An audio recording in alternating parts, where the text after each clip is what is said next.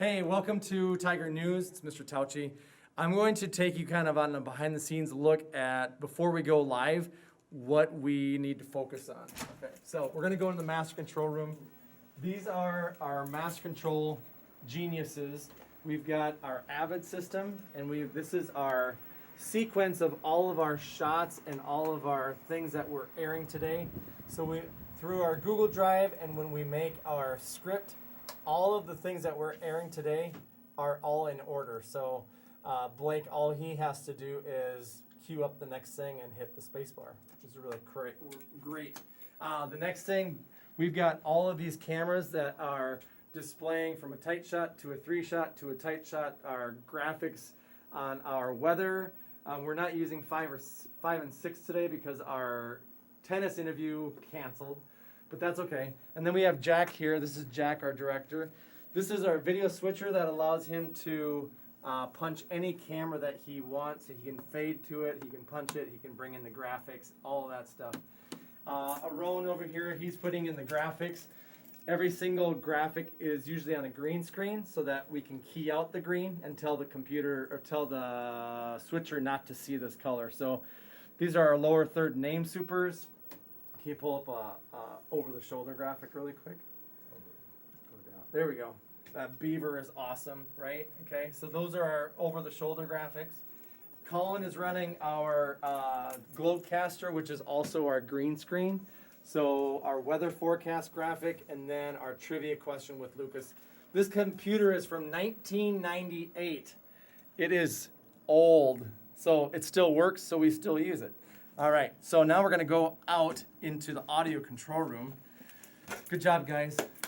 We're going to have a good show. We go live in about 15 minutes. Okay, Jason's running my camera.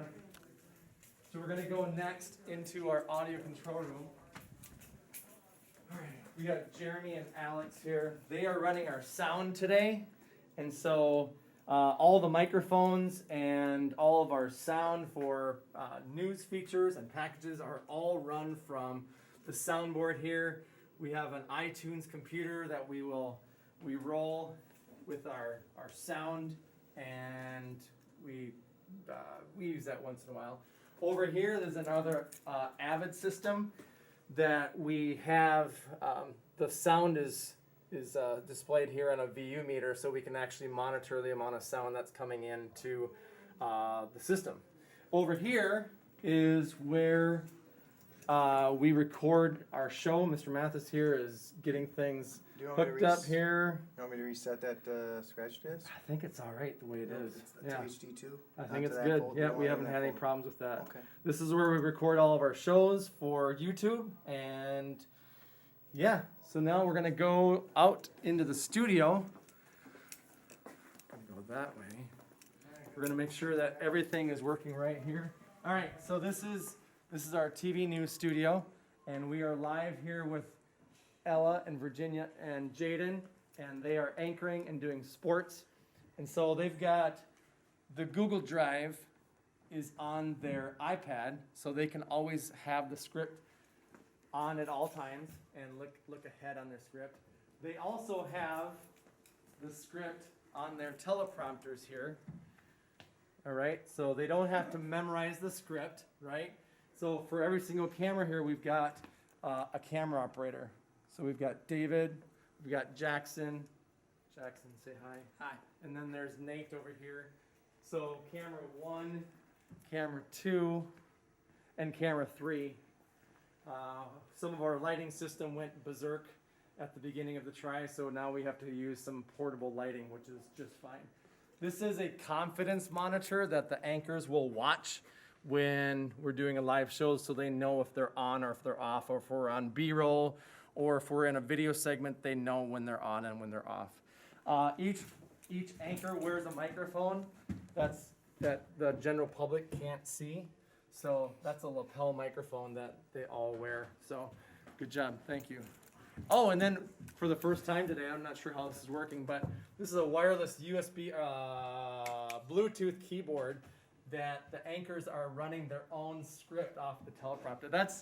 That is huge. That's like, we've never ever done this before. So this is groundbreaking happening like October 20th, 2000.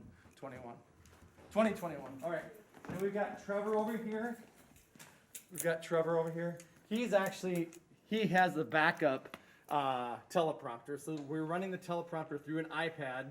And so if something happens, we're relying on Trevor to fix it. So we'll see what happens. Right here, this camera right here is pointed towards the green screen. You can kind of see that Lucas is there on the green. This camera is from, 2008, I believe. So this is Lucas, and he's going to be doing our weather. This is our green screen. And anything that's green, we can tell the computer not to see it, and we can replace it with video or graphics or whatever we want. Lucas can also watch his weather stuff, his screen right here, so that he can see what he's pointing to, whether it's today, Thursday, or Friday, or whatever you're doing, right? Yeah, okay. So that is a quick behind the scenes look. I didn't miss anybody. I was making sure I didn't miss anybody. So we are ready to go live. So thanks for tuning in.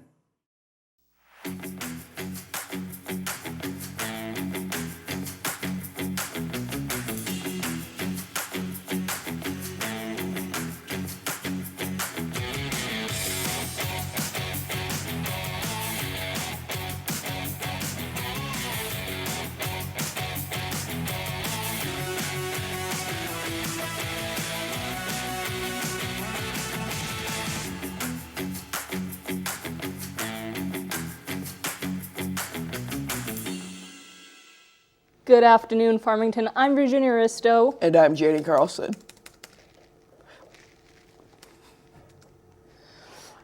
We have a jam-packed show for you today, so let's get started.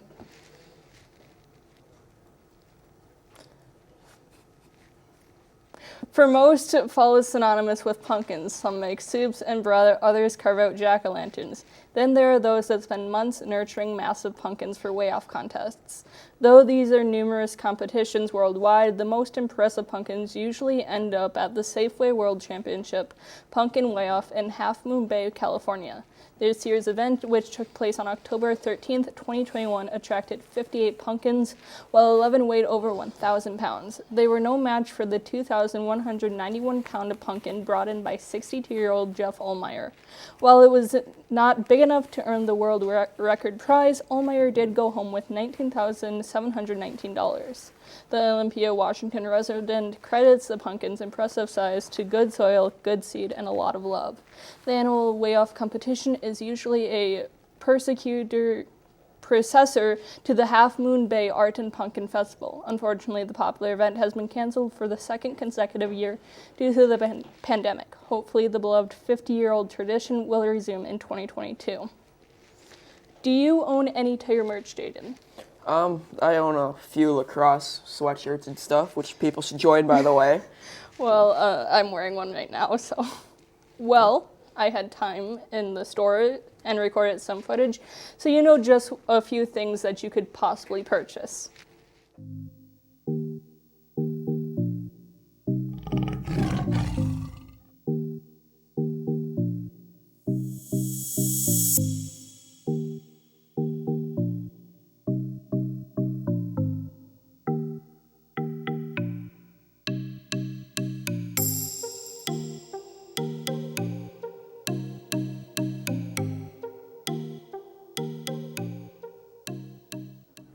Most seafood lovers, animal or human, would find it hard to resist a tasty shrimp morsel.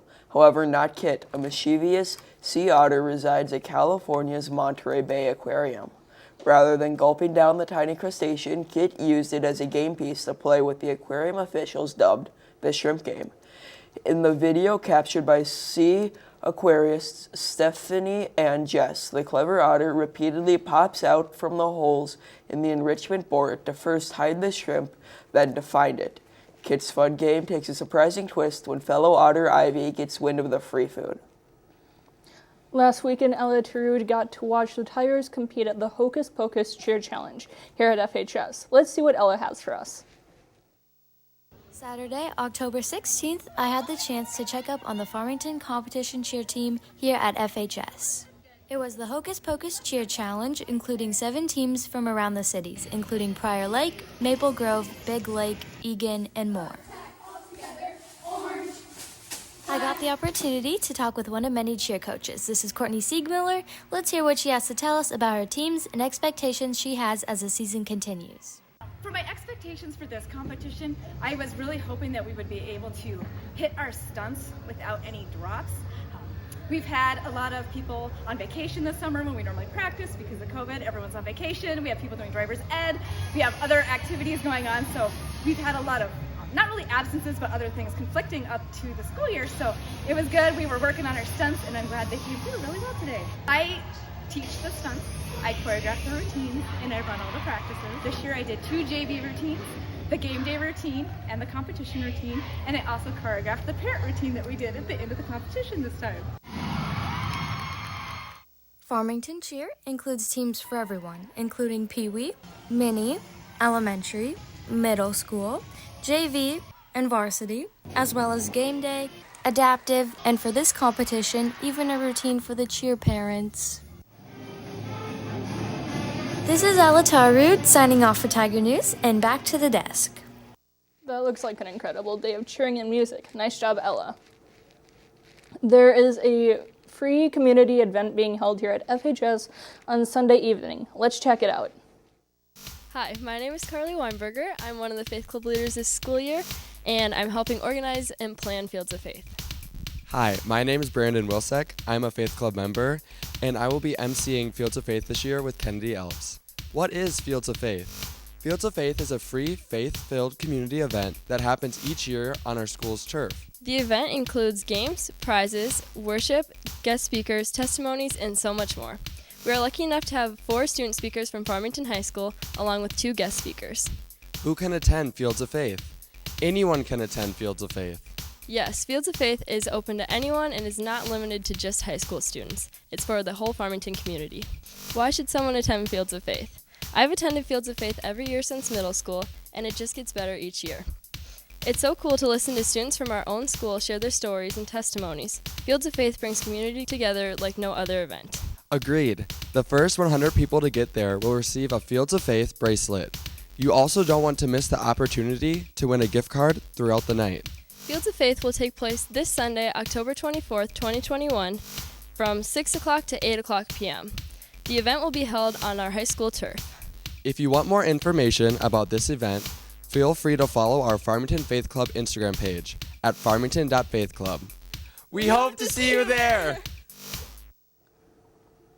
With all of the rain forecast for today, we're not sure when you're going to get your lawn mowed. Here's Lucas with what we can expect. Lucas? Good afternoon, everybody. Today is looking pretty rainy with a high of 57 and a low of 40. Thursday is going to be partly cloudy with a high of 52 and a low of 33. Friday will be partly sunny with a high of 50 and a low of 30. On to my riddles and trivia. You can touch me, you can break me. You should win me if you want to be mine. Virginia, what am I? I have no clue. Octopus? Does anybody else have an idea? No. The answer was a heart. Oh. Jaden, what type of music is a mummy's favorite? Rap? Correct. Woohoo! My last one is a trivia question. Let's see if anybody knows when the Cold War started and ended. We're learning this in history, so it's kind of sad that I don't really know. I have no idea. I don't know, like 1950s to like the 1990s. That's pretty Somewhere close. in that time frame. Yeah. That's somewhat close. Virginia, do you know? 1950s? I don't know. It started right after World War II in 1945 and then ended in 1963. That was close. Now, back to the desk. It was close. Ella joins us now. How's everything going, Ella? Thank you. I'm doing good. We start with football. The Tigers were looking to win their second straight game at home, this time versus Lakeville North.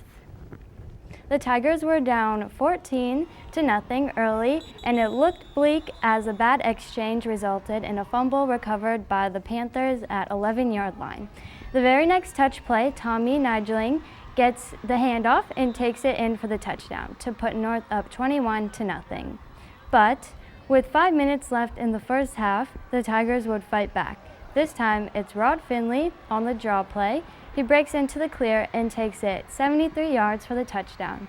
Finley would end up with 125 all-purpose yards for the game.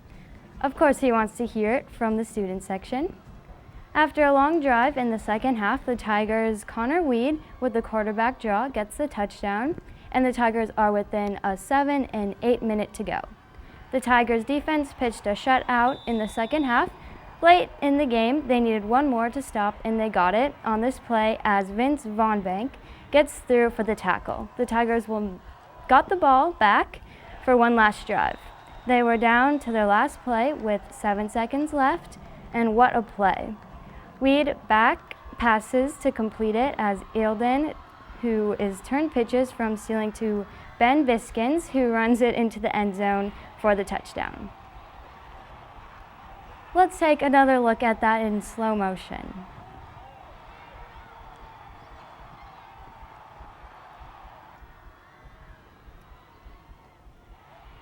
What a great execution. The Tigers score within 1.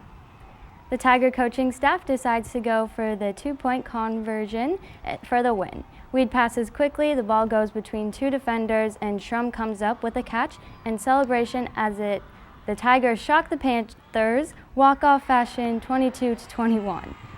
They improve their record to 4-3, and the Tigers will travel west to take on Wayzata Thursday night at 7 p.m. We caught up with Coach Piper after the big game on Thursday night, and here's what he had to say about the final plays of the game. Well, defensively, we were pretty sure that we had them there. I don't think that they did much more than a couple of first downs after we made some adjustments after half. The offense just needed possessions. I mean, we knew that those guys were going to have the capability to get to the end zone. The more shots that we could give the offense, we knew that Connor Weed is always going to have a chance to score at the end of the game. So. Cool. Yeah.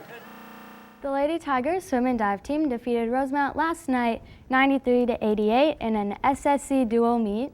Event winners for Farmington include Somer Crosby, Camille Gerke, Jordan Smucker, Faith Ring, and Mackenzie Roach. The Lady Tigers' record now stands at 9-1 on the season. Girls volleyball played their final regular season match last night versus Apple Valley and swept all 3 games, 26-24, 25-20, and 25-23. The Tigers will be in the Section 1-4A quarterfinals. The seedings come out Sunday, and the games will be played on Friday, October 29th at 7 p.m. Sites are still to be determined, and that is all I have for sports. Thank you for Sports Ella. That was really great. Congrats to FHS. Hey, do you two know how there's just some questions that seem to be unanswerable? Sometimes. Yeah. Well, Alex Vincent prepared a series of interviews where he asked people unanswerable questions. I'm Alex Vincent here for Tiger News, and today we're going to be asking people unanswerable questions. I'm here with Zach Martin. Zach, I got one question for you. If you punch yourself and it hurts, are you strong or are you weak? Definitely strong. Strong? Thank you. I'm here with Andrew. Andrew, I got one question for you. Is the answer to this question no? No. So what is it then? It's yes. It's yes, but then it's not no. Yes. Thank you. I'm here with Schaefer and Lars. I've got one question for you, gentlemen. How far east do you have to travel before you start heading west? How far east do you have to travel before you start heading west? Can I phone a friend? Yes. Jack, come here. Hello, Jack. How far east do you have to travel? How far east do you have to travel in order to get west? I think that east is a direction. The Earth is a globe. It's not flat. You just keep going east. The Earth is not flat. It's a round circle. You heard it here, folks. No, it's a circle. What? Thank you. You can't. No, you have to. Apple. I like toddles. I'm here with Sean. Sean, I got one question for you. If you're trying to fail and you succeed, did you fail or did you succeed? You failed? Thank you. Some of Farmington High School's most loyal and longest-serving volunteers are enjoying their first football season in retirement from the Chain Gang. The original Chain Gang crew consisted of Jim Bell, Tim Carey, Gary Hovland, Roger Cook, and Pharaoh Polizzi. Along with the original crew, the following Chain Gang members are enjoying their retirement as well. Retiring this year is John Frank, Chris Gallagher, Chris Galler, Dwight Bjarke, Mark Polizzi, and Al Venz. The Farmington community is truly grateful for the years of selfless service from our Chain Gang members.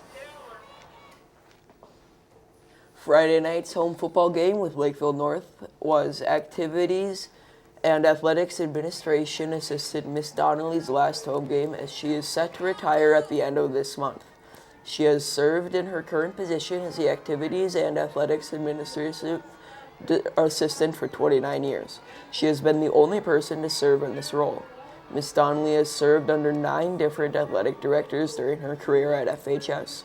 Her dedication to Farmington athletics has helped thousands of student athletes reach their potential.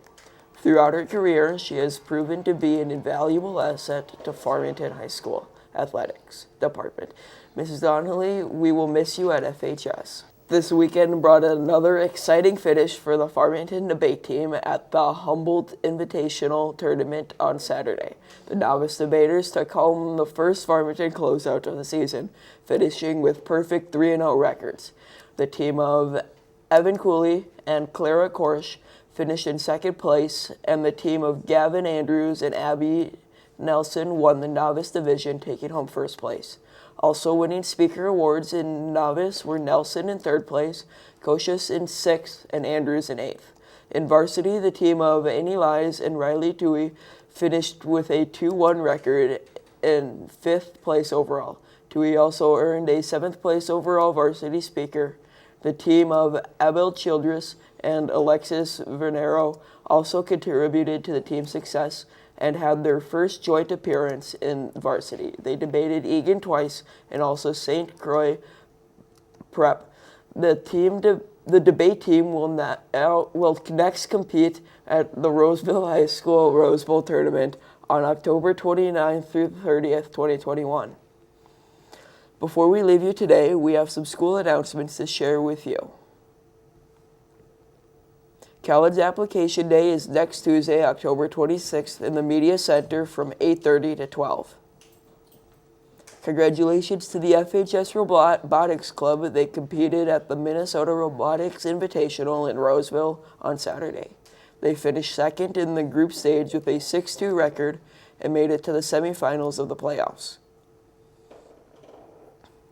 Coach Graff was selected as the Minnesota High School Baseball Coaches Association Coach of the Year for Class 4A. The FHS Blood Drive is happening on Friday, October 29th from 8 a.m. until 1 p.m. in the auxiliary gym. You must be 16 to donate or 16 with parent permission. Sign-up link was posted in Schoology. The FHS Writing Center is up and running. If you need help with a writing assignment, stop in the Media Center to receive help. Student tutors will be at the tutoring center desk at various times throughout the school day. You can receive help at all stages of the writing process, whether it is help starting, generating an idea, drafting, revising, or editing. The Writing Center tutors got you covered. Come see us in the Media Center at the large desk by the windows. That's going to wrap up this episode of Tiger News. Thanks for joining us here today. We leave you with Sweet Caroline from last Thursday evening. Have a great Tiger Day and a great NBA break.